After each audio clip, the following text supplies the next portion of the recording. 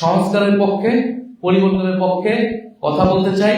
মানুষকে যাতে সেই দিকে ভোট দেয় সেই আহ্বান আমরা করতে চাই। আমরা কখনোই বলবো না এনসিপি কে ভোট দিন, সাতলাগলিকে ভোট দিন। আমরা বলবো আপনারা হ্যাঁ পক্ষে ভোট দেন। আমরা হ্যাঁ পক্ষের শক্তি, সংস্কারের পক্ষের শক্তি, হ্যাঁ পক্ষ নিয়ে আমরা নির্বাচনে মানুষ। আমরা যে কয়টা আসন এখন পর্যন্ত প্রাথমিকভাবে চূড়ান্ত হতে পেরেছি, আমাদের যে মনোনয়ন বোর্ড রয়েছেন, আমাদের যারা ভাই বানিয়েছেন, তারা আমাদের কাছে যে রিপোর্ট দিয়েছেন সেই অনুযায়ী আমরা সিদ্ধান্ত নিয়েছি এবং আমরা এটা জনগণের কাছে উন্মুক্ত করেছি। এটাও একটা ভেরিফিকেশনের জন্য যে যাদের যদি কারো বিরুদ্ধে কোনো অভিযোগ থাকে দুর্নীতি, সন্ত্রাস বা ফ্যাসিজমের সাথে জড়ানোর, তাহলে সেই প্রার্থীতা বাতিল হবে। এবং আমাদের এই প্রক্রিয়া কিন্তু চলমান আছে, চলমান থাকবে যতদিন আমরা চূড়ান্ত ভাবে 300 মনোনয়ন দিচ্ছি। ফলে যদি কেউ আমাদের দলের এখনো সুযোগ আছে, আমাদের দলের যেই জায়গায় নমিনেশন দেওয়া হয়নি বা দেওয়া হয়েছে সেই জায়গায় যদি আমরা আরো ভালো ক্যান্ডিডেট পাই বা কারো বিরুদ্ধে অভিযোগ থাকে তাকে বাতিল করা হবে। যেগুলোতে দেওয়া হয়নি সেখানে যদি কোনো ভালো ক্যান্ডিডেট আমরা পাই, তারা যদি আমাদের সাথে যোগাযোগ করে বা আমাদের সাথে যারা অলরেডি যারা 1600 নমিনেশন নিয়েছেন তাদের মধ্যে থেকে আমরা বিবেচনা করব। দ্বিতীয়ত, নির্বাচনী পরিবেশ আমরা চাই যে একটি শান্তি এবং সম্প্রীতির পরিবেশের মাধ্যমে নির্বাচন অনুষ্ঠিত হোক, প্রতিহিংসা এবং বিভেদের রাজনীতি দূর হোক। ফলে এনসিপির যারা মনোনয়ন পেয়েছেন প্রাথমিক, আমরা তাদের প্রতি আহ্বান থাকবে যে আপনারা অবশ্যই ঐক্যবদ্ধভাবে যারা প্রতিদ্বন্দ্বী রয়েছেন আপনাদের এলাকায় তাদের সাথে সম্মিলিতভাবে তাদের সহযোগিতা নিয়ে, তাদেরকে সহযোগিতা করেই নির্বাচনে অংশগ্রহণ করবেন।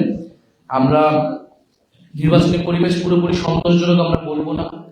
আমরা বিভিন্ন জায়গায় দেখছি যে আমাদের পোস্টার ছিঁড়ে ফেলা হচ্ছে এবং নির্বাচনী বিধান লঙ্ঘন করে নির্বাচনী প্রচারণার কাজ, পোস্টারিং বা টাকা খরচের যে বিষয়গুলো সেগুলো কিন্তু আস্তে আস্তে আমরা নির্বাচন কমিশনে বলে আসছি যে প্রার্থীদের যেই খরচের হিসাব সেটা যথাযথভাবে নির্বাচন কমিশন যাচাই বাছাই করে আদায় করে নেয়, তথ্যগুলো হলফনামার। আমরা দেখছি বিভিন্ন জায়গায় অস্ত্রের মহড়া হচ্ছে, বিএনপি জামাত উভয় দল থেকে আমরা এই ধরনের সংস্কৃতি দেখছি। আমাদের সদস্য সচিব যখন সেটা একটা বক্তব্যের বিরোধিতা করেছে, জামাত ইসলাম থেকে সেটার প্রতিবাদ জানানো হয়েছে মিথ্যা। ফলে এই ধরনের কাজগুলো কিন্তু হচ্ছে। আমরা এটা আমাদের রাজনীতিতে নির্বাচনের সংস্কৃতি আমরা জানি, কিন্তু আমাদের দলগুলোকে দায়িত্বশীল আচরণ করতে হবে আমাদের এবং সেই সংস্কৃতি থেকে বের হয়ে আসতে হবে এবং দলের দায়িত্বশীল জায়গা থেকে আমরা যাতে এই বিষয়গুলো অস্বীকার না করে বরং সেটাকে কিভাবে সমাধানের দিকে যাওয়া যায়। এবং বিভিন্ন জায়গায় মনোনয়ন নেওয়া কিন্তু শৃঙ্খলা নষ্ট করা হয়েছে, যানবাহনে ভাঙচুর হয়েছে এবং নির্বাচন কমিশন সর্বোপরি এই যে যারা মাফিয়া, বিভিন্ন জায়গায় মাফিয়াদেরকে নমিনেশন দেওয়া হয়েছে, ঋণখেলাপিকে নমিনেশন দেওয়া হয়েছে, তাদের বিরুদ্ধে ব্যবস্থা নেবে কিনা এর উপর নির্ভর করবে যে নির্বাচন কমিশন কতটা সুষ্ঠু প্রক্রিয়া কাজ করতেছে। তবে আমরা নির্বাচন কমিশনের উপরে, অন্তর্বর্তী সরকারের উপর আস্থা রাখতে চাই, কারণ আমরা চাই না যে আমাদের এই নির্বাচনী প্রক্রিয়া, আমাদের এই সংস্কারের অগ্রযাত্রা কোনোভাবে ব্যাহত হোক। এটা তো এনসিপি তালিকা। আমরা আমাদের জোটের যারা দল রয়েছেন বা যদি আরো অনেক দল আসতে পারেন, আমরা পরবর্তীতে তাদের সাথে একটা সমন্বয় করবো। এই মুহূর্তে আমরা বলতে পারতেছি না। আমরা ভালো প্রার্থী দেখে আসলে এই বিষয়টা সমন্বয় করবো, এটা কোনো নির্ধারিত সংখ্যায় আবদ্ধ থাকবে না। প্রথমত যখন আমরা দেখলাম যে আমাদের নমিনেশন প্রক্রিয়া চালু করার পরে 1600 মানুষ যখন এই আমাদের নমিনেশন ফর্ম কিনেছে এবং সারা দেশে অভূতপূর্ব সাড়া পড়েছে, আমাদের কাছে তখন মনে হয়েছে যে মানুষের এই ভালোবাসাকে আমরা উপেক্ষা করতে পারি না। আমাদের নমিনেশন ফর্ম অনেকেই কিনেছেন যারা নির্বাচন আসলে অংশগ্রহণ করবেন না, বিদেশে থাকেন অথবা দেশে কোনো একটা পেশায় আছেন। তারা আমাদের দলকে ভালোবেসে, আমাদের দলকে ডোনেট করার একটা সুযোগ পেয়ে তারা এই নমিনেশন ফর্ম কিনেছে এবং এই ভালোবাসাটা, এই সহযোগিতা, সমর্থনটা তারা এই কারণেই করতে যাচ্ছেন যাতে আমরা আমাদের রাজনীতি নিয়ে, আমাদের লক্ষ্য নিয়ে আমরা এককভাবে দাঁড়াই। ফলে আমাদের কাছে মনে হয়েছে মানুষের এই ভালোবাসাকে উপেক্ষা করে আমরা অন্য কোনো দলের সাথে যদি যাই আমরা কম্প্রোমাইজ হিসেবে বিবেচিত হব। আমরা সেই সমঝোতা রাজনীতি করতে চাই না। আমরা চাই যে আমাদের রাজনৈতিক লক্ষ্য, আদর্শ নিয়ে আমরা এককভাবে দাঁড়াবো। নির্বাচনের ফলাফল যাই আসুক আমরা জনগণের কাছে পৌঁছাবো। দ্বিতীয় আরেকটি বিষয় হচ্ছে রাজনৈতিক আদর্শ এবং লক্ষ্যের জায়গা থেকে তো আমরা আলাদা। আমরা বারবার বলেছি, যদি গণ অভ্যুত্থানের পরে ফ্যাসিবাদ বিরোধী রাজনৈতিক দলগুলা জনগণের আকাঙ্ক্ষা অনুযায়ী, সংস্কারের আকাঙ্ক্ষা অনুযায়ী, তরুণ প্রজন্মের আকাঙ্ক্ষা অনুযায়ী রাজনীতি পুনর্গঠিত করত, নিজেদের দলের ভিতরে সংস্কার আনতো, নিজেদের নীতি আদর্শকে আরো ঠিক করতো, তাহলে এনসিপির জন্মের প্রয়োজন ছিল না। এনসিপি 7 মাস অপেক্ষা করেছে যাতে বিদ্যমান রাজনৈতিক দলগুলো একটা সমঝোতায় এসে আমাদের তরুণ প্রজন্মের গণ অভ্যুত্থানের আকাঙ্ক্ষা বাস্তবায়ন করে। যেহেতু তারা সেটা করে নাই, যেহেতু তারা নিজেদের দলাদলি অন্তর্বন্ধনে ব্যস্ত ছিল, নিজেদের দলীয় এজেন্ডায় কে প্রাধান্য করে তুলেছে, ফলে কিন্তু এনসিপির জন্ম হয়েছে। এবং আমরা দেখতে পাচ্ছি যে সংস্কার ছিল গণ অভ্যুত্থানের পরে অন্যতম প্রধান এজেন্ডা। দ্বিতীয় এজেন্ডা ছিল বিচার।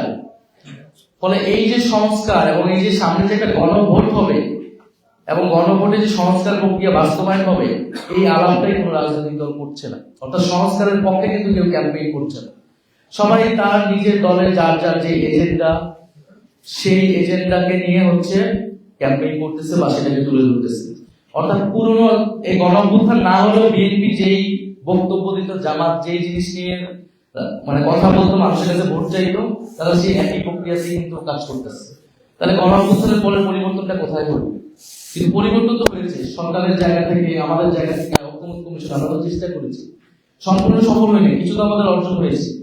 তাহলে এই অর্জনগুলো যখন গণভোটে বাস্তবায়ন হবে, তাহলে এই গণভোটের পক্ষে কথা বলবে কে? এই গণভোটের পক্ষে কথা বলতে হলে, সংস্কারের পক্ষে কথা বলতে হলে আমাদেরকে এককভাবে দাঁড়াতে হবে এবং যারা সংস্কারের পক্ষে যেই দলগুলো রয়েছে তাদেরকে ঐক্যবদ্ধ হতে হবে। সেই জায়গা থেকে কিন্তু আমরা সিদ্ধান্ত নিয়েছি যে আমরা যারা সংস্কারের পক্ষের দলগুলো রয়েছে আমরা তাদেরকে নিয়ে জোট করবো এবং তাদেরকে নিয়ে আমরা আলাদাভাবে বিএনপি জামাতের বাইরে নির্বাচনে অংশগ্রহণ করব। এবং এবারের নির্বাচন শুধুমাত্র ক্ষমতা পরিবর্তনের নির্বাচন না, এবারের নির্বাচনটা গণভোট। এটা যাতে আমরা কেউ ভুলে না যায়। বলা হচ্ছে প্রার্থী থেকে ভোট দিবেন নাকি মার্কা থেকে ভোট দিবেন, কিন্তু ভোটটা যে গণভোট, ভোটের অন্যতম প্রধান প্রশ্ন হচ্ছে হ্যাঁ অথবা না। এই কথাটা কেউ বলছেন, আমরা এই কথাটাই বলার জন্য নির্বাচনে অংশগ্রহণ করছি। আপনারা অনেকে জিজ্ঞেস করেন যে আমরা কয়টা সিট পাবো বা আমরা কয়টা সিট প্রত্যাশা করি। আমরা ক্ষমতার জন্য, ক্ষমতায় যাওয়ার জন্য এই নির্বাচনে অংশগ্রহণ করতেছি, এটা খুবই পরিষ্কার। সিট কয়টা পাবো কি পাবো না সেটা বিবেচনা রেখেও নির্বাচনে অংশগ্রহণ করতেছি। সিট নিশ্চিত করতে হলে আমরা কোনো না কোনো জোটের সাথে চলে যেতাম। ফলে আমাদের নির্বাচনে অংশগ্রহণ করার লক্ষ্যটা কি? আমাদের নির্বাচনে অংশগ্রহণ করার লক্ষ্য 300 আসনে আমরা প্রার্থী দিতে যাচ্ছি, যারা জনগণের কাছে যাবে, যারা হ্যাঁ পক্ষে প্রচারণা করবে, হ্যাঁ পক্ষে জনগণকে মোটিভেট করবে। কারণ এই হ্যাঁ মানে হচ্ছে সংস্কার, হ্যাঁ মানে হচ্ছে গণ অভ্যুত্থানের পরে আমরা যতটুকু অগ্রগতি করেছি সেটাকে অব্যাহত রাখা, আমাদের সংস্কারের অর্জনগুলোকে বাস্তবায়ন করা। হ্যাঁ বিপরীতে যাচ্ছে না, না মানে আমাদের কোন ধরনের সংস্কার হবে না, না মানে 5ই আগস্টের আগে বাংলাদেশ যেভাবে পরিচালিত হতো সেভাবে পরিচালিত হবে, হয়তো শেখ হাসিনার জায়গায় আরেকজন ব্যক্তি বসবে। ফলে পুরো বাংলাদেশ নির্বাচনের সময় বিভক্ত হবে হ্যাঁ এবং না। আমরা সেখানে হ্যাঁ এর পক্ষে, সংস্কারের পক্ষে, পরিবর্তনের পক্ষে কথা বলতে চাই।